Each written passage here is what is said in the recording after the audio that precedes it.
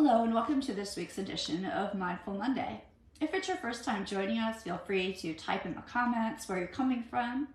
You can also type there if you have any questions, any comments. If you have a topic that you might like us to cover in the near future, you can type that or direct message me as well.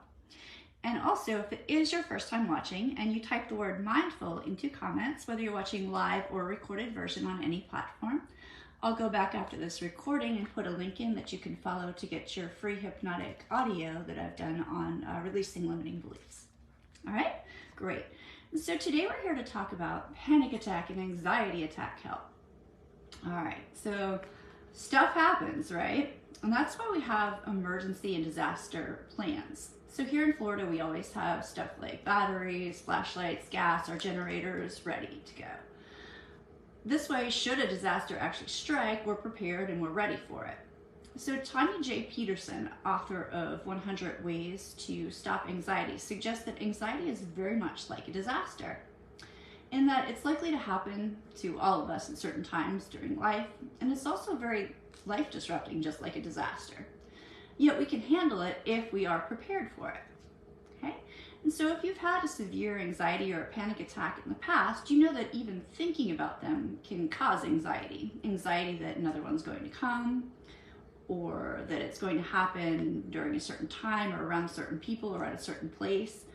And so sometimes we do this avoidance of these times, people, places kind of thing, because that's called experiential avoidance, and because it feels good at first, but then it compounds our anxiety.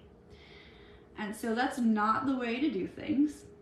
And if you have been doing some of the tools that we talk about and you've seen some of those initial and amazing results, then it's also important to know that even though times are going well, anxiety is going to pop back up at times.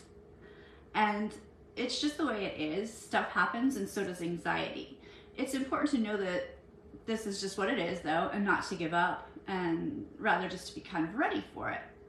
So I know that in the past, when I was on a roll of like doing really well, and I was like, oh, I haven't had anxiety in so long, and all this stuff is going great, and then bam, it hit me in the face, and I was like, I might stop and beat myself up, or I might kind of give up on the good stuff that I was doing because I felt like, oh, well, it didn't work just because of this one bad period or something.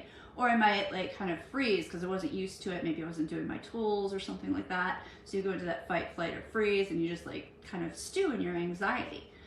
And so, or I might have thought that I was doing something wrong or not enough. And so none of that's true. Anxiety does happen. So Tanya J. Peterson suggests, again, taking a dedicated notebook. And of course you could do this virtually too, but I'm kind of old fashioned, so I like the notebook idea. And you're gonna list 6 to 10 of your favorite ways of reducing anxiety. Whatever that is for you. It could be some of the stuff that we've talked about. It could be some of the stuff that you found on your own.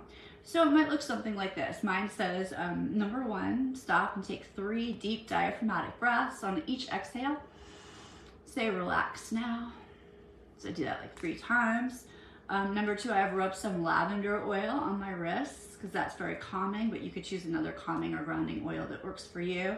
Number 3 is to do one of those quick Betty Erickson mindful open focus. I'm aware I see 3 times. I'm aware I hear 3 times. I'm aware I physically feel 3 times. Number 4, I have eye movement therapy, or 2 weeks ago we did Jan's amazing and quick eye roll. That was great. Let's see, 5, I have EFT, or otherwise known as tapping, right? Number 6, I have a self-havening technique. 7, I have move the body. I might do 3 yoga sun salutations and then see how that works. Number 8, I have get out in nature, go for a walk. Number 9, art therapy, do some painting or drawing to get it out. And number 10, write or journal feelings and fears. So you can also be an artist in your notebook, and you can draw yourself an evacuation map on the routes that you'll take to get out of that old anxiety when it happens. And you can also add a figurative flashlight as well. And this might be something to mindfully focus your attention upon to distract your mind away from that old anxiety and those repetitive thought patterns. So it might be something like just taking deep breaths, extending the exhales, or doing yoga and yoga pranayama breathing. Might be drawing, writing. You could be going for a walk or a drive. Diffusing essential oils in the room, doing self-Reiki treatments, calling a friend, playing with a pet, taking a bath or a shower, reading a junk novel or a magazine, maybe playing a video game or doing an online puzzle, or if you have one of those old crossword puzzle books, all that kind of stuff. So it's nice to have this little book, this emergency preparedness book for when anxiety does happen, so that you're not kind of stuck in the muck or dumbfounded by it and just like sitting there like, oh, what do I do? So you can just pull out your little thing and be like, oh, okay, check mark, check mark. I like little lists and stuff like that. And so all the techniques that I have listed, if you have the cheat sheets, that also comes if you type mindful, that I have listed on these little PDFs. We've talked about all of these. Of course, there are many, many more techniques and tools, and we'll talk about even more in the future. But it's nice to have just this list. But we have talked about the ones that are on it, like I said, in past Mindful Mondays. So you can always look up if you have a question on which one it was in. I can always point you in the right direction. And so it is really nice to just, like I said, have this in place for when times do get a little bit tough or anxious. So you have your emergency anxiety preparedness thing. And that's it for today. So this has been a great Mindful Monday. I hope you have a great one as well.